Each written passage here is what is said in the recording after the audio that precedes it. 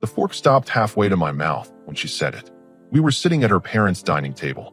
Tuesday night dinner, like we'd done 100 times before. Her mom had just brought out dessert.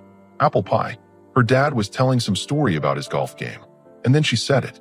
You already knew I'd choose him if he ever asked me. Not quiet. Not whispered. Just said it. Like she was commenting on the weather. Her mom's hand froze on the pie server. Her dad stopped mid-sentence.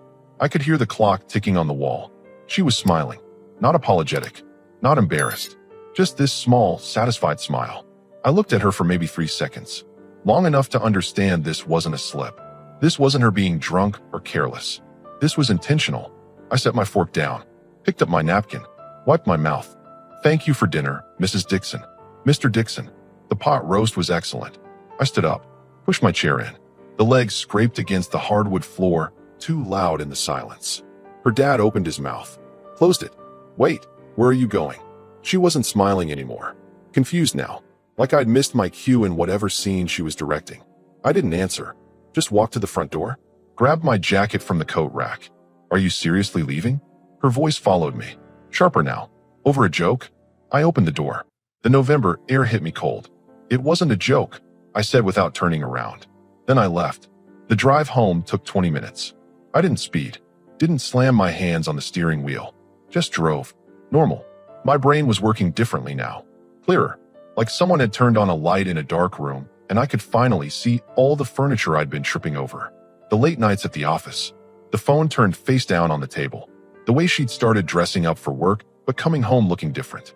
Tired. Satisfied. I'd noticed. Of course I'd noticed. But I'd chosen to trust her. Chosen to believe her explanations. That choice ended tonight. I parked in our driveway. Our house. The one we bought 3 years ago. White panels, blue shutters, small front porch. I'd built that porch myself last summer. Inside, everything looked the same. Her shoes by the door. Her jacket on the coat rack. Photos of us on the wall. I went to the garage. Found the cardboard boxes I'd saved from our last move.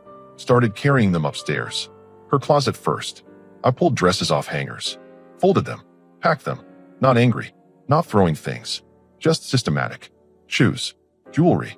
The fancy perfume her sister gave her for Christmas. Bathroom next. Makeup. Hair products. That purple toothbrush she insisted on buying. I worked for maybe an hour. Maybe 2. Lost track of time. My phone buzzed. Text from her. Where did you go? Another one. This is ridiculous. Then, we need to talk about this. I turned the phone face down. Kept packing. Nightstand. Books. That journal she never wrote in, but kept anyway. Charger cables. Downstairs. Kitchen stuff that was hers. The expensive blender she used twice. Coffee mugs from places we'd visited. By midnight, I had 8 boxes stacked by the front door. Everything that was clearly hers. I sat on the couch. Looked at my phone. 17 missed calls. 12 texts. The last one said, I'm coming home. We're going to talk about this like adults. I looked at the boxes. At the front door. Then I stood up, walked to the garage, and found the lockbox where we kept important papers. Inside was the spare key to the house and the business card for the locksmith who'd helped us when we first moved in. I called the 24-hour emergency number. Guy answered on the 3rd ring, groggy. I need locks changed. Tonight. I'll pay double. He was there in 40 minutes. While he worked, I carried the boxes outside. Set them on the porch. Neat. Organized. Everything visible. The locksmith handed me new keys. Domestic situation? Something like that. Seen it before. Good luck, man. He left. I went inside. Locked the door with the new key. Then I sat back down on the couch and waited. Her car pulled up at 1:30 in the morning. I heard the door slam. Footsteps on the porch. The key scratched in the lock. Once. Twice. What the hell? More scratching. Then knocking. Open the door. I didn't move. I know you're in there. Open the door. Silence from me. Her phone lit up in my peripheral vision where I'd left it on the coffee table. She was calling. I let it ring. This is insane. Her voice was loud now. You can't just lock me out of my own house. Our house. She'd said our house just last week when talking to her friend. My house now, actually. Only my name on the deed. Something her parents had insisted on when we bought it, since I'd put down the entire payment. Just in case, her dad had said. Guess it was just in case after all. The knocking got louder. Then stopped. I heard her on the phone outside. Muffled voice. Then footsteps going down the porch stairs. Car door. Engine starting. She left. I sat there in the dark living room, in the house I'd bought, that I'd fixed up, that I'd made into a home. And for the first time in months, maybe years, I felt like I could breathe. I woke up on the couch at 6 in the morning, neck stiff, still wearing yesterday's clothes. For about 5 seconds, I thought maybe it was a bad dream.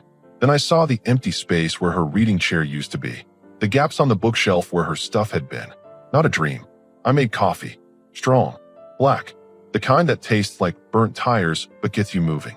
My phone had 32 notifications. I scrolled through them while the coffee brewed. Her. I'm staying at my parents' house. Her. We need to talk. Her. You're being childish. Her mom. Please call me.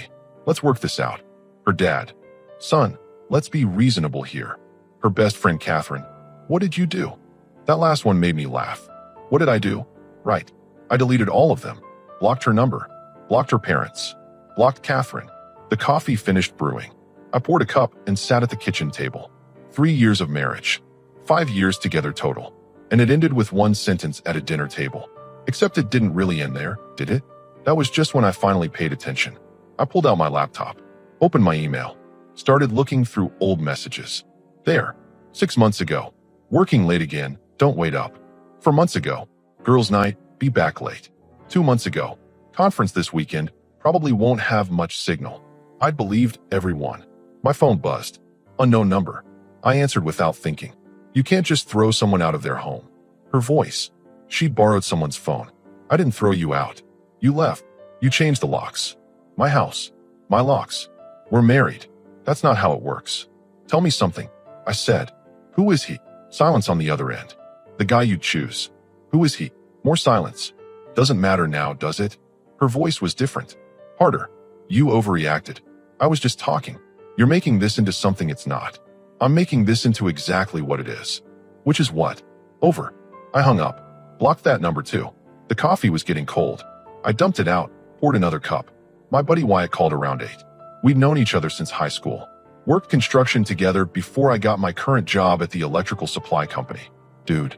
Catherine just called Marion. What's going on? Marion was his wife. Of course the news was spreading. She said something stupid at dinner last night. I left. Changed the locks. That's it. That's it. Man, what did she say? I told him. He was quiet for a long moment. Then, oh damn. Yeah. You need anything? No. I'm good. You sure? Want to grab a beer later? Maybe. I'll let you know. We hung up. Good friend. Didn't push. Didn't tell me I was wrong. Just offered to be there. I spent the rest of the morning documenting everything. Screenshots of old texts. Calendar entries showing all the nights she'd been busy. Credit card statements showing charges at restaurants I'd never been to. Not planning anything specific. Just preparing. My dad always said measure twice, cut once. Same principle. Around noon, my phone rang again. Different unknown number. Stop ignoring me. Her voice was sharp now. Angry. We need to figure this out. There's nothing to figure out. You can't just end a marriage over one comment. Watch me. I have rights. Legal rights. You can't keep me from my own home. Call a lawyer then. Are you serious right now? Completely. I hung up. Blocked that number. The thing is, I wasn't angry. Not the way you'd expect.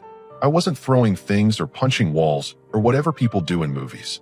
I just felt clear. Like I'd been walking through fog for months and someone turned on a fan. All those little moments I'd pushed down. All those times I told myself I was being paranoid or insecure. They weren't wrong. I wasn't crazy. I'd just been choosing to ignore what was right in front of me. Not anymore. I made lunch. Sandwich. Chips. Another coffee. Sat at the table and thought about next steps.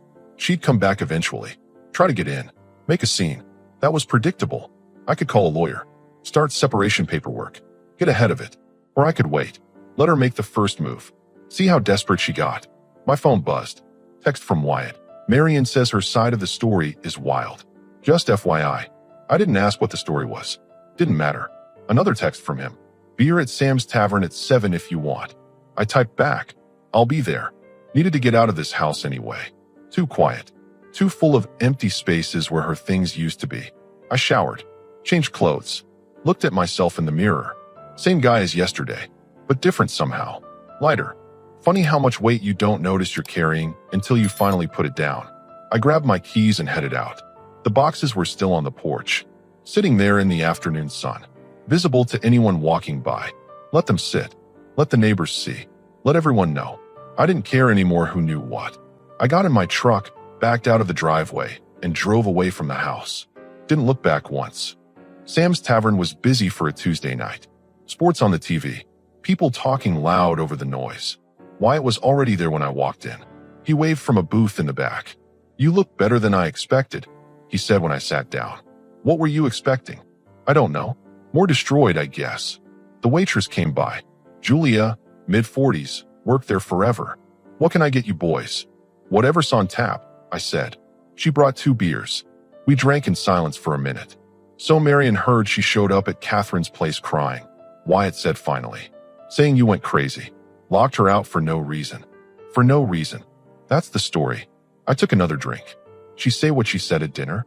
"According to Marion, she claims it was a joke. That you took it wrong." "A joke?" "Yeah. In front of her parents. At dinner. Just casually joking about picking another guy over her husband." Wyatt shrugged. "I'm just telling you what Marion heard. Appreciate it." We watched the game for a while. Some team I didn't care about was losing. My phone buzzed. I pulled it out. Email notification. Her parents' lawyer. I opened it. Standard stuff. Request to discuss property settlement. Mediation. Blah, blah, blah. They got a lawyer already? Wyatt was reading over my shoulder. Her parents' lawyer. Family guy. Probably does their taxes too. You getting one? Maybe. See how this plays out first. My phone buzzed again. Text from a number I didn't recognize. "The boxes are gone. Someone took them." Her. Different phone again. I didn't respond. Another text. "Everything I own was in those boxes." Still didn't respond. "Did you just smile?" Wyatt asked. "Somebody stole her stuff off the porch." "Seriously?" "Apparently." He laughed. Actually laughed. "Man, that's cold. I didn't steal them. Just left them there." Still. We finished our beers. Ordered another round. Around 9, my phone rang. Her dad this time. I recognized the number before I'd blocked it. I answered. "Mr. Dixon. Son, we need to talk about this situation." "Not much to talk about. She's my daughter. You can't just." "She told me, at your dinner table, that she'd choose another man over me. You were sitting right there." Silence. "Did I hear that wrong?" I asked. More silence. "That's what I thought." I hung up. Wyatt was staring at me. "Dude. What? Your eyes cold right now?" "Nope. Just done." We left around 10. I drove home carefully. 2 beers wasn't much, but didn't need any problems. The porch was empty when I pulled up. Boxes gone. Like she'd said. I went inside. Locked the door. New locks felt good. Solid. Sat on the couch and turned on the TV. Some late night show. Didn't really watch it. My phone buzzed. Her. "I need to come get my things from inside." Me, "What things?" Her. "You know what things. My clothes. My stuff." Me, "That was all in the boxes." Her. "Someone stole those boxes." Me, "Not my problem." Her. "Are you kidding me right now?" I turned my phone off. Put it face down on the coffee table. The next morning, I woke up to someone pounding on my door. 7 in the morning. I looked through the window. Her. And Catherine. And another woman I didn't recognize. More pounding. "Open up. I know you're in there." I made coffee first. Let them knock. "This is harassment." Her voice was shrill now. "I'm calling the police." I almost laughed. Calling the police because I won't open my own door. The pounding stopped. I looked out again.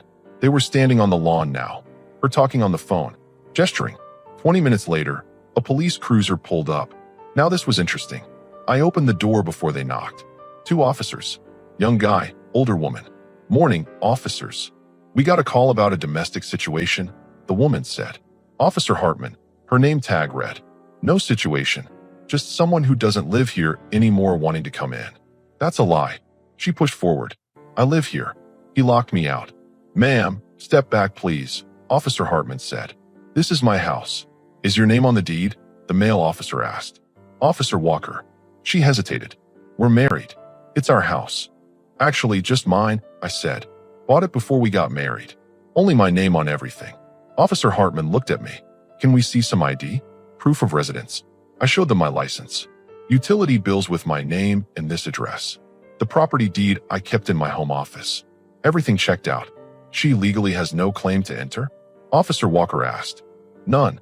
She never lived here officially. Mail went to her parents' place. She stayed here, but never established residency." That was actually true. Her parents had insisted she keep their address for legal stuff. Some tax thing I never fully understood. Coming in handy now though.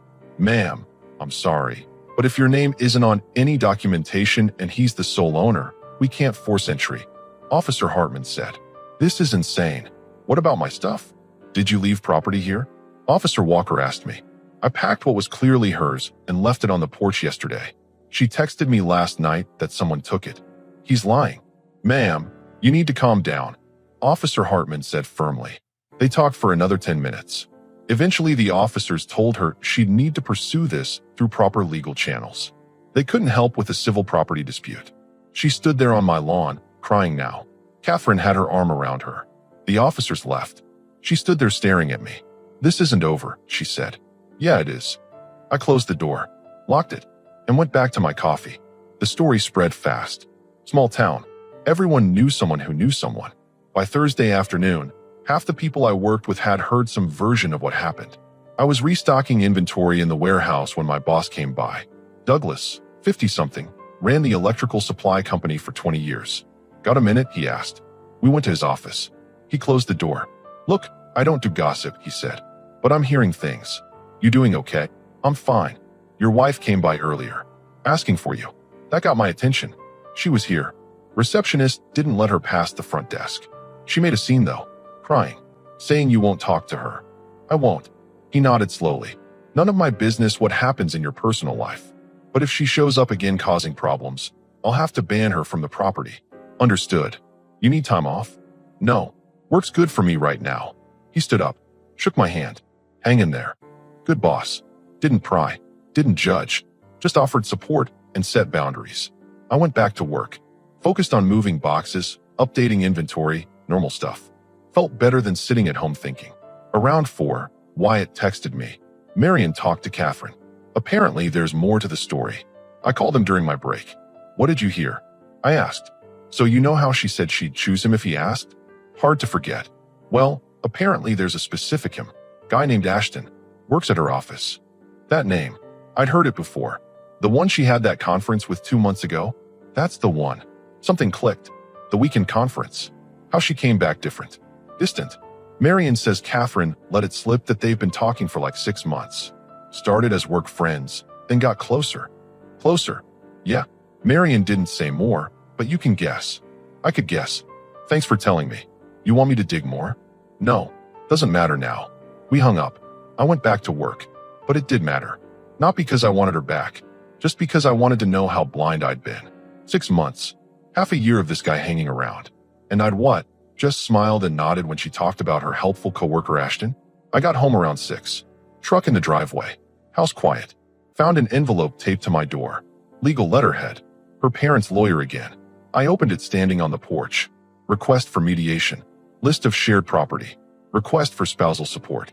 Spousal support. We'd been married 3 years.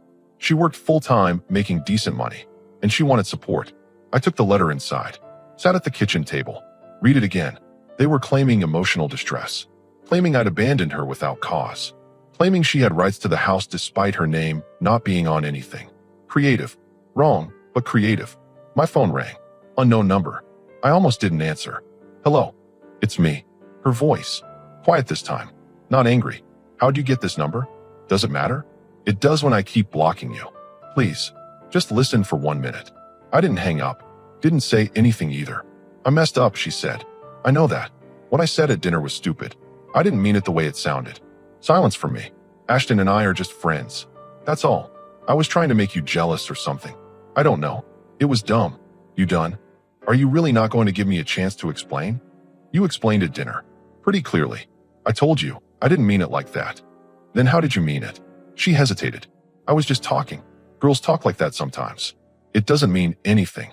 Girls talk about choosing other men over their husbands in front of their in-laws. You're twisting this. I'm repeating what you said. Fine. You know what? Maybe I did mean it. Maybe I was tired of you taking me for granted. Never doing anything exciting. Just work and home and the same boring routine. There it was. The honest part. So you found someone exciting, I said. It's not like that. What's it like then? He listened to me. He paid attention when I talked. He made me feel special. And I didn't. You stopped trying. I laughed. Actually laughed. I stopped trying. Okay, it's true. When's the last time you asked me about my day? About what I was working on? About anything other than why I wasn't making more money or why we couldn't take more vacations? Silence. That's what I thought, I said. This is exactly why she stopped. Why you what? Cheated. I didn't cheat. Just emotionally. For 6 months. With Ashton from work. More silence. Longer this time. Who told you that? Does it matter? Nothing happened. We just talked. Right? You just talked. For 6 months. Late nights. Conferences. And then you announced at dinner that you'd pick him over me. It's not. Here's the thing. I interrupted. Even if nothing physical happened, you chose him. In your head, in your heart, whatever. You chose him. You told me you'd choose him. So I'm making it easy for you. What does that mean? It means go be with Ashton. See if he's as exciting as you think. He doesn't want a relationship. He's not. She stopped again. But too late. He doesn't want you, I said quietly. That's what you were going to say? He doesn't want a relationship with you. No response. So now you want to come back. Because your exciting guy doesn't actually want you. And you're stuck. And you're trying to make this my fault. That's not. Yeah, it is. I hung up. Sat there at the kitchen table with the lawyer's letter in front of me. Then I picked up my phone and started looking for divorce attorneys. Time to stop reacting and start acting. I hired a lawyer Friday morning. Found one through a guy at work whose brother went through a divorce last year. Her name was Mrs. Cunningham. 60 years old, sharp as a knife, no patience for nonsense. She reviewed everything in her office. The deed, the bank statements, the timeline. You're in a strong position, she said. House is yours. No kids. Short marriage. She works full-time. Her parents' lawyer is asking for spousal support. She smiled. Not friendly. More like a shark spotting blood. Let them ask. They won't get it. 3-year marriage. Both employed. She makes $45,000 a year. Judge will laugh them out of court. What about her claiming emotional distress? Did you hit her? No. Threaten her? No. Destroy her property? Packed it and left it outside. And someone stole it. Not my problem what happens to property that's not on my land. She wrote notes on a legal pad. I like you. You're practical. Makes my job easier. We spent an hour going through everything. She drafted response papers. Set a timeline for separation proceedings. One more thing, she said as I was leaving. She's going to escalate. They always do when they realize they're losing. Don't engage. Don't respond to texts or calls. Everything goes through me now. Understood. I left her office feeling better. Having a plan helped. Having someone else handle the details helped more. Work was busy that afternoon. Big order came in. Needed to be sorted and loaded by Monday. I volunteered for overtime. Anything to stay busy. Around 7, I was in the warehouse alone when my phone buzzed. Text from Wyatt, dude. Check your email. I pulled up my email on my phone. Message from someone named Savannah. Subject line, about your wife. I opened it. Hi. I don't know if you remember me. We met at your Christmas party 2 years ago. I work with your wife. I think you should know that she and Ashton have been seeing each other since last spring. I'm sorry. I thought you deserved to know. Savannah. Last spring. That was 8 months ago. Not 6. I texted Wyatt back. Got it. Him. You okay? Me. Yeah. I wasn't surprised. Just tired. Tired of finding out new details. Tired of realizing how long this had been going on. 8 months of lying. Of late nights and excuses. Of me trusting her. I finished loading the truck and went home. She was sitting on my porch. No Catherine this time. No friends. Just her. Wrapped in a jacket, arms crossed. I parked the truck. Got out. We need to talk, she said. No, we don't. Please. I walked past her to the door. She stood up. Followed me. I got the divorce papers today. Good. Sign them. I don't want a divorce. I unlocked the door. She grabbed my arm. Don't touch me, I said quietly. She let go. Just talk to me. 5 minutes. You had months to talk. You chose to spend that time with Ashton instead. How do you? She stopped. Someone told you. Doesn't matter who. It does matter. People are spreading lies. 8 months, I said. That's not a lie. That's a fact. Her face changed. Panic there now. Who told you 8 months? Someone who actually gives a damn about the truth. Nothing happened for most of that time. We were just friends. Stop lying. I'm done with the lies. I'm not. You told me at dinner you'd choose him. You admitted you had feelings for him on the phone. You said he made you feel special. Now you're telling me nothing happened. Emotionally things happened, but physically, I don't care about the details. I opened my door, started to go inside. Wait, please. Her voice cracked. I messed everything up. I know that, but we can fix this. Go to therapy.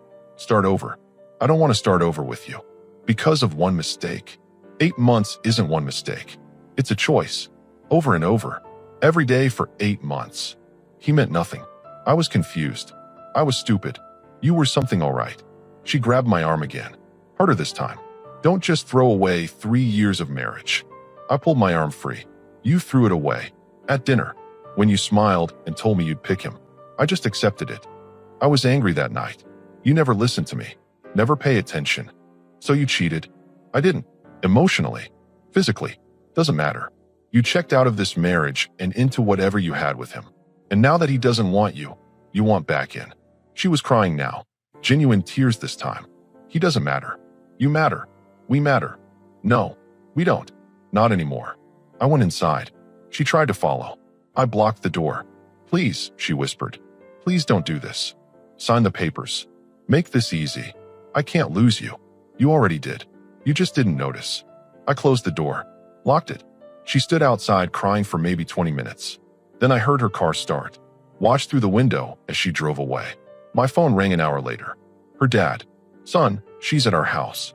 She's devastated. Okay, that's all you have to say? What do you want me to say, Mr. Dixon? She had an affair. She told me she'd choose him over me. Now she's upset because he doesn't want her and I won't take her back. An affair? She said you two just had a fight. Ask her about Ashton. 8 months of talking. Late nights. Conferences. Ask her. Silence. I sat at your table and listened to her tell me she'd pick another man. You were right there. You heard it. She said that was a joke. It wasn't. We both know it wasn't. More silence. The divorce papers are drafted. I continued. She can sign them or drag this out. Her choice. But I'm done.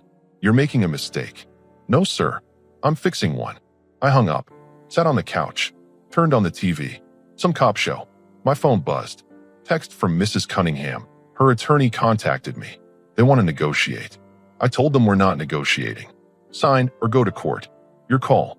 I typed back. No negotiations. Her, good. I'll let them know. The cop show played. I didn't really watch it. Just sat there thinking. 3 years of marriage. 5 years together. Down to legal papers and lawyers. Should have felt worse about it. Should have felt something. But mostly I just felt relieved. Like I'd been holding my breath underwater and finally came up for air. 3 months later, the divorce was final. She fought it for a while. Tried to claim the house. Tried to get support. Tried everything her parents' lawyer could think of. Judge wasn't impressed. Short marriage. Both employed. No kids. No shared property. Clean break. She walked away with nothing but what she'd brought into the marriage. Which wasn't much. I kept the house. Kept my truck. Kept my life. Work stayed steady. Douglas gave me a raise in February. Not because he felt bad for me. Just said I'd earned it. Been there 5 years. Reliable. Good worker. I took it. Wyatt and Marion had me over for dinner every few weeks. Never mentioned her unless I brought it up. Which I didn't. The house felt different without her stuff everywhere. Cleaner. Simpler. Mine. I painted the bedroom. Got rid of that awful beige she'd insisted on. Went with dark blue instead. Looked better. Fixed the fence in the backyard. Built new shelves in the garage. Projects I'd been putting off because she always had other priorities. Her priorities. Not ours. Took me a while to see that. I ran into Savannah at the grocery store in March. The woman who'd sent me that email. Hey, she said. Nervous. How are you doing? Good. Thanks for the heads up back then. I felt terrible not saying something sooner. But it wasn't my place until. You said it when it mattered. That's what counts. She smiled. Relieved. For what it's worth, nobody at the office talks to her much anymore. After everything came out. What came out? About her and Ashton. Turns out she wasn't the only one. He'd been doing the same thing with at least 2 other women there. Married guy, 3 kids. His wife found out, showed up at the office. Whole thing exploded. I almost felt bad for her. Almost. She still work there? I asked. She quit last month. Too awkward, I guess. We talked for a few more minutes. Normal stuff. Weather. Work. Nothing heavy. I got home and put the groceries away. Made dinner. Chicken and rice. Simple. My phone buzzed. Text from a number I didn't recognize. I hope you're happy now. Her. Different number again. I stared at it for a minute. Thought about responding. Thought about blocking it. Then I just deleted it. Didn't block. Didn't respond. Just deleted. She wasn't worth the energy anymore. April came. Weather got warmer. I started running in the mornings. Nothing crazy. Just a couple miles. Felt good though. Clear head before work. Wyatt invited me to a barbecue at his place. His brother was in town. Some cousins. Just family and friends. I went. Met his cousin Juliet. Teacher at the elementary school. Funny. Easy to talk to. We spent most of the afternoon just talking about normal stuff. Books. Movies. Her students. She laughed at my jokes. The bad ones too. You're different than Marion described, she said.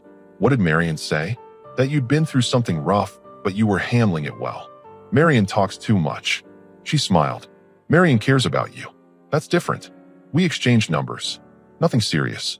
Just friendly. But it felt nice. Talking to someone without all the baggage. Without the history. Without the lies. 2 weeks later, Juliet texted me. Asked if I wanted to grab coffee. I said yes. We met at this place downtown. Small shop. Good coffee. Not Starbucks. Local place. Talked for 2 hours. About everything. About nothing.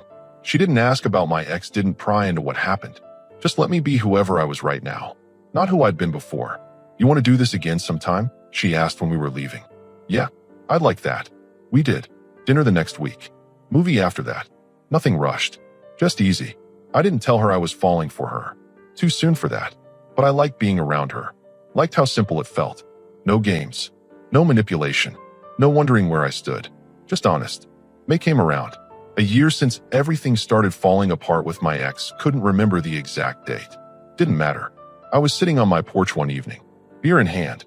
Watching the sun go down. My phone rang. Unknown number. I almost didn't answer. But something made me. Hello. It's me. Her voice. Smaller now. Tired. What do you want? I just wanted to say I'm sorry. For everything. For what I did. For what I said. All of it. I didn't respond. I know it's too late. I know you've moved on. I just needed you to know that I know I messed up. That it was my fault. Not yours. Okay. That's it. Just okay. What do you want me to say? I don't know. Something. There's nothing to say. It's done. We're done. You apologized. I heard it. Now we both move on. Silence on her end.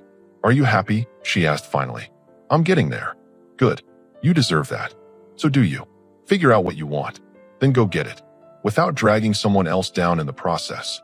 I will. I'm trying. Good luck with that. I hung up. Sat there on my porch.